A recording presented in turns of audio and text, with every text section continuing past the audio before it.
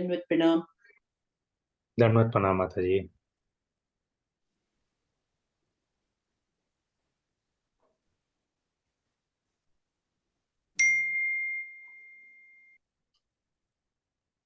So let's take the blessing from our deities. ISKCON Sheshadripuram deities. Jai Jagannath Baldev Shodhamai ki jai.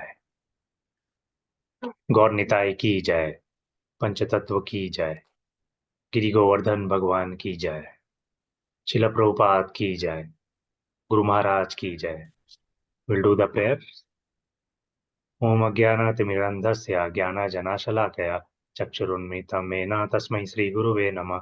नमो ओम विष्णुपदाय कृष्णपृष्ठाय भूतले श्रीमती भक्तिवेदांत स्वामिनी इति नामिनि. नमस्ते सरस्वती देवे गौरवाणी प्रचारिणि निर्विशेषा शून्यवादी पाश्चात्यदेशतारिणि. जय श्री कृष्ण चैतन्य प्रभु नित्यानंद श्री अद्वैत गदाधरा शिवासादि गौर भक्तविंद.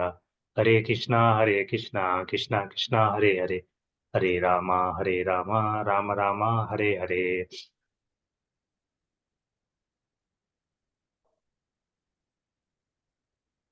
So we are in chapter number 18, conclusion, the perfection of renunciation. And today we are in shlok number 24.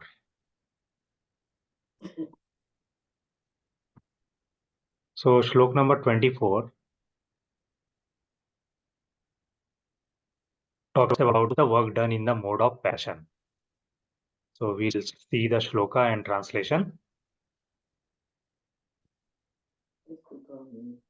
Yattu kama ipshuna karma sa ahankareణ vapna kriyate bahula ayasam tat rajasam udahitam. Translation by Srila Prabhupada. Srila Prabhupada ki jai. But action performed with great effort by one seeking to gratify his desire and enacted from a sense of false ego is called action in the mode of passion. So far we have learned three types of karma. And in previous shloka we also learned about the sattvic karma. That is the work done in the mode of goodness. And in this shloka now we are reading rajasic karma. That is nothing but the mode of passion. So let's see the action in the mode of passion. So in the mode of passion, it is driven by selfish desire and personal gain. That is why in the shloka it is mentioned this word as karma ipsuna. Means whatever action we take which is driven by selfish desire, our self-desire, and thinking about our personal gain. That is nothing but karma ipsuna. And this is motivated by whom? Nothing but the ego and false identity. Sa ahankarena. That is this word mentioned in shloka sa ahankarena. That means this, every action, who is giving the motivation? It is our own false ego, our false identity. You know, we think ourselves prime minister, CM, collector. These are the false identity. So it is all driven by ego and false identity. And then this is characterized by hard work and ambition. Bahula ayasam. So the person in Rajaguna will do so much of hard work and he will have lot of high materialistic ambitions. So these are the some of the qualities or action in the mode of passion.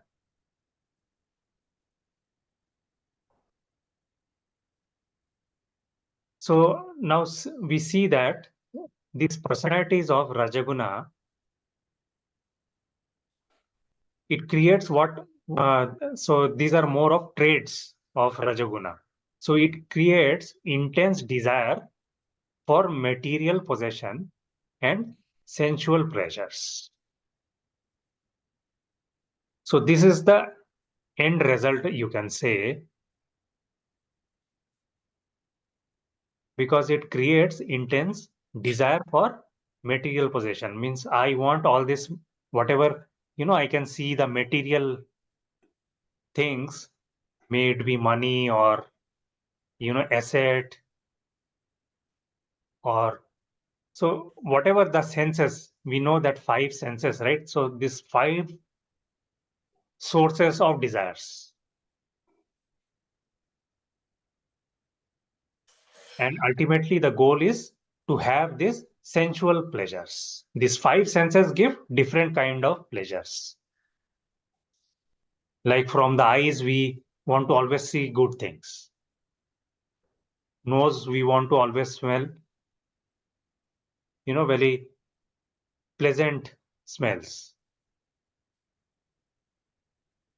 So all these kind of sensual pleasures, these are the desires. And then it fuels competitiveness and attachment to the result. So because of all this motivation and desire, what happens? It actually fuels us. What it fuels? To compete.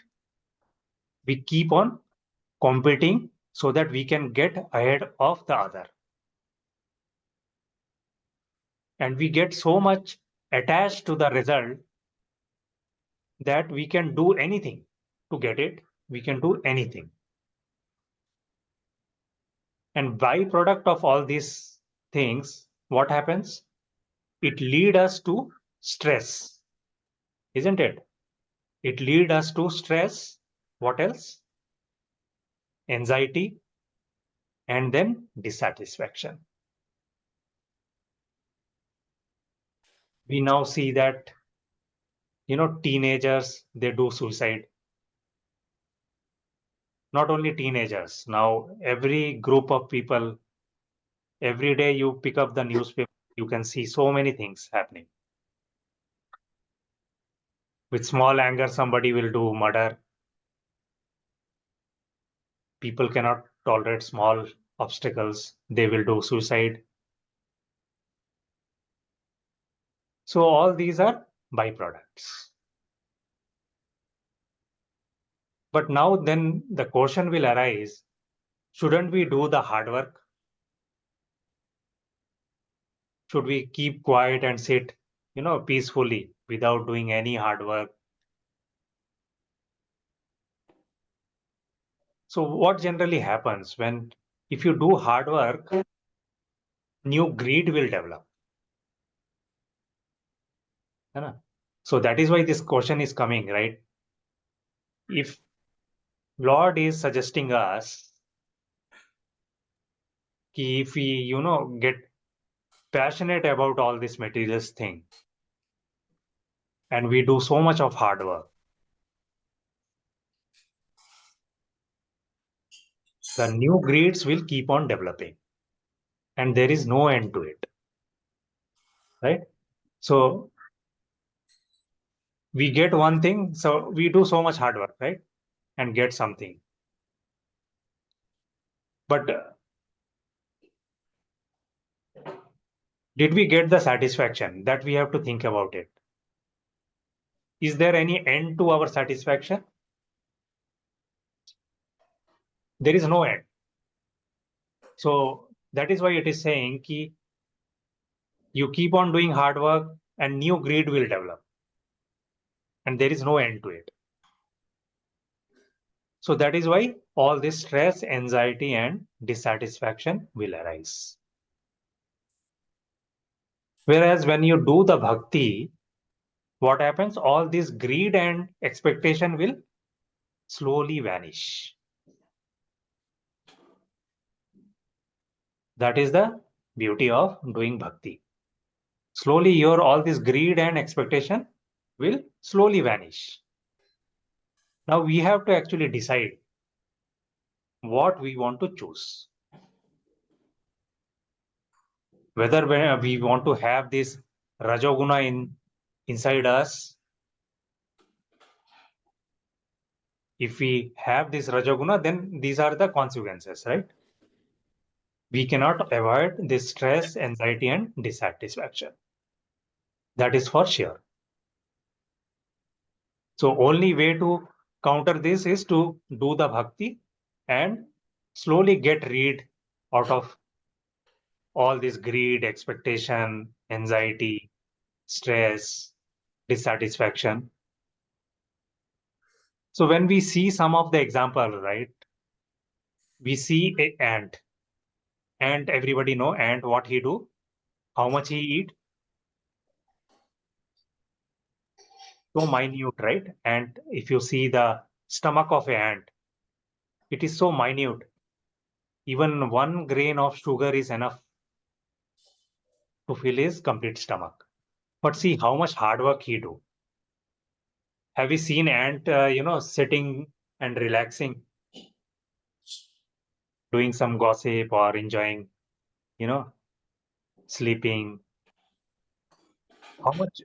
24/7. We see that he's busy. He's running here and there, doing some work. How much hard work he do.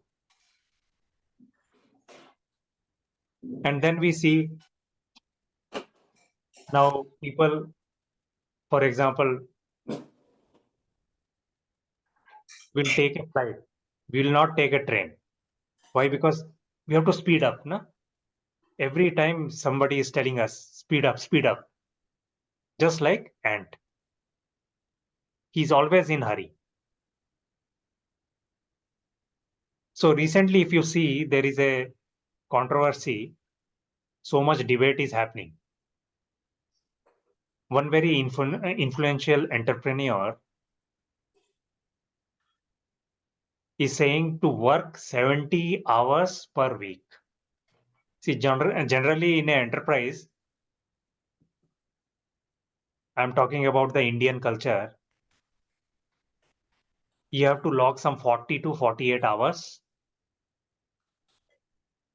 of work. Now, this entrepreneur suddenly said every person should work 70 hours per week. So because of that, there is so much debate happening. A lot of people, started opposing. Already people are, in stress. People are not able to give time to their family. Relations are breaking. Kids are not getting proper attention. And over that, somebody, some big renowned entrepreneur says, we have to work 70 hours per week. So we have to, ourselves think about it. Whether we want to become like a ant or what we are trying to actually achieve. So people are, earlier people when they used to complete graduation, they used to feel very happy and satisfied. I have done graduation. Now I have achieved something. Now they are not happy with the graduation. I want to do post graduation. I want to do PhD.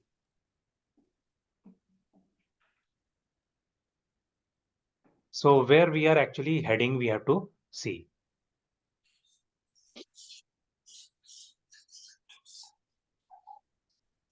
So some of the other examples or effect of this rajasic actions,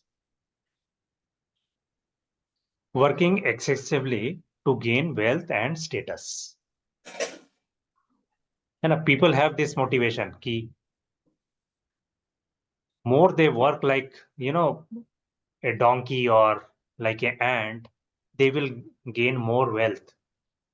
They will gain more status. So nowadays, if you see the society or if you see a organization, and they are competing. So any business, if you want to success in a business, the key mantra is disruption. Until you disrupt the other person's business, your business cannot grow. Right? You cannot get the market share.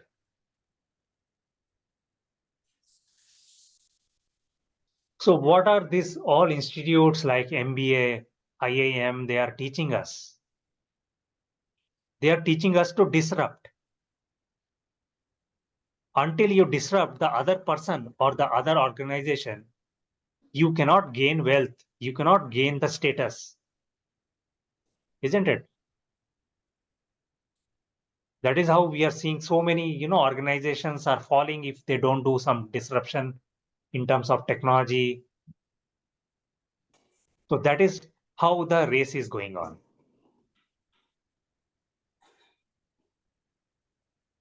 So this is one of the consequences. Then what else? What is the other objectives or motive? Pursuing relationship or experiences for personal gratification. Because of our self, benefit, we are creating relationship with the other. If this person can give me some gain, then I will actually get associated with him. You can see like-minded people, right? Like-minded clubs are there, billionaire clubs are there. They will not allow you, they will not allow ordinary person to get associated. But in our Krishna consciousness, everyone, it is just open to everybody, right? We don't distinguish, oh, this person is not having status or this person is not wealthy. But in Rajasic Guna, people will try to actually build a relation only if they gain some personal benefits. They will create like-minded clubs. They will create a billionaire clubs. So all this motivation is to have a obsessive striving for recognition and achievement. Everybody want to get recognized. They want to get, they want to do some, they want to get some achievement.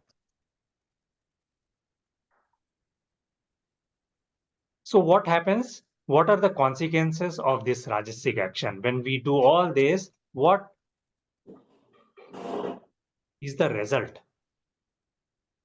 The result is one get blind. Blind in what?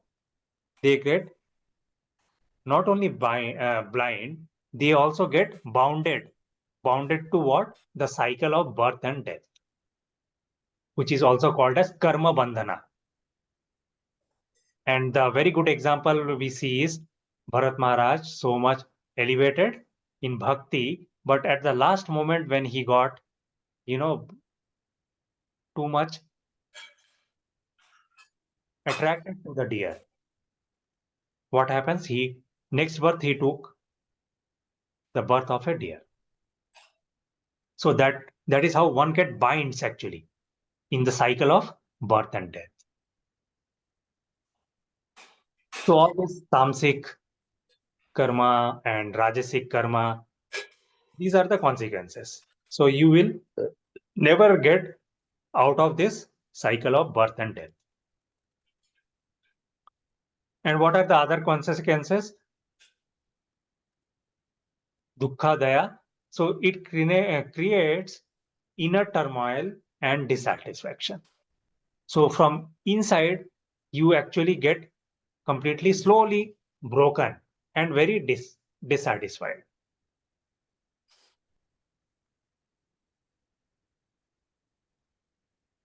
And if you have these actions of Rajaguna, what happens? you also hinders the spiritual progress. Your complete spiritual progress and self-realization, that is Atma Bodha, will slowly get dried up.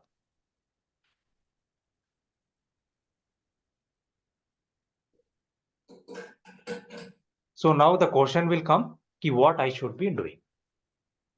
That is nothing but what should be my path beyond this basic guna. So we have to do, that is why we are reading about Karma Yoga, because we have to do the Karma Yoga. And Karma Yoga is nothing but, generally people relate Karma Yoga with some activity, right?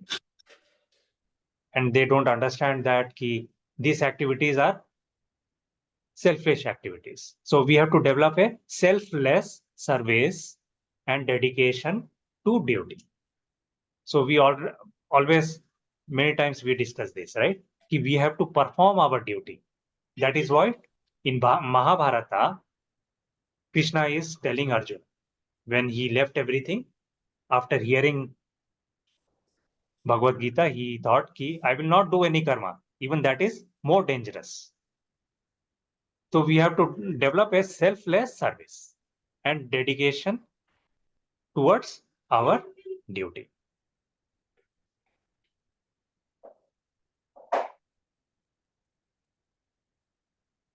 And then we will have Nishkama Karma.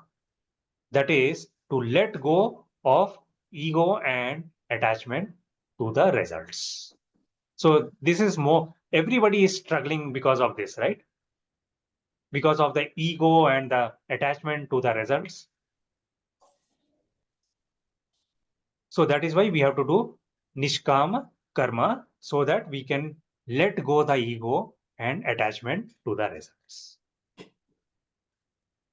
And this path beyond Rajas will also cultivate calmness and inner peace. So there is one time when what happens, Prabhupada was in New York. So in New York, we know there are tall buildings, right? And Prabhupada was showing those tall buildings. He was actually walking along with the disciples, and everywhere they can see tall buildings. And so Prabhupada was laughing, and he asked all these disciples, by showing this tall building, he's saying, what is this? Tell me, what is this? So all the disciples started thinking, what happened to Prabhupada? Why he's asking this question? Obviously, this is a tall building. So everybody replied, Prabhupada, this is tall building. So then Prabhupada smiled and he said, these are stacking up of storms. So what it means, stacking up of storms? Like we see small kids, right? When they play, what they do, they place stone after stone and make house. Similarly, big boys, right? These big boys are making buildings, huge tall buildings. Then now there is a competition. Who can make the tallest building, right? Do we know the tallest building? Which is the tallest building? Can anybody guess the tallest building? This one, Dubai. Burj Yes. Khalifa. Yeah, Burj Khalifa, right, in Dubai. Yes, sir. Yeah. 163 floors. They feel so proud about it. Then you see Malaysia's and all. They're not tall as Burj Khalifa, but all 100 plus tall buildings. And Prabhupada used to call them as stacking up of storms. So that is what is motivation and consequences of Rajoguna. So this shloka we are seeing, Prabhupada is saying, but action performed with great effort by one seeking to gratify his desire and enacted from a sense of false ego is called action in the mode of passion. So all this results because of one big false ego. So that is about today's shloka. So I will stop it here. Thank you for your association. Granth Bhagavad Gita ki jai, Srila Prabhupada ki jai. Hare Krishna. Any question, any points you want to discuss, we can discuss.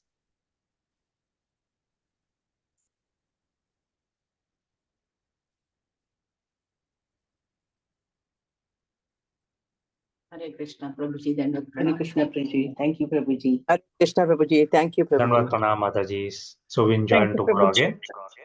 Hare Krishna. Thank you, Pancha Hare Kalpatru Krishna. Prascha. Dandavat pranam, Hare Prabhuji. Krishna, Prabhuji. Dandavat pranam. Hare Krishna Mataji. Hare Krishna. Hare Dhanavad. Krishna. Dandavat pranam, Prabhuji. Hare Krishna. Pancha Kalpatru Kripa Sindhu Evacha Patitanam Pavnebhyo Vaishnavebhyo Namo Namah. Ananta Koti Vaishnavrinda ki jai.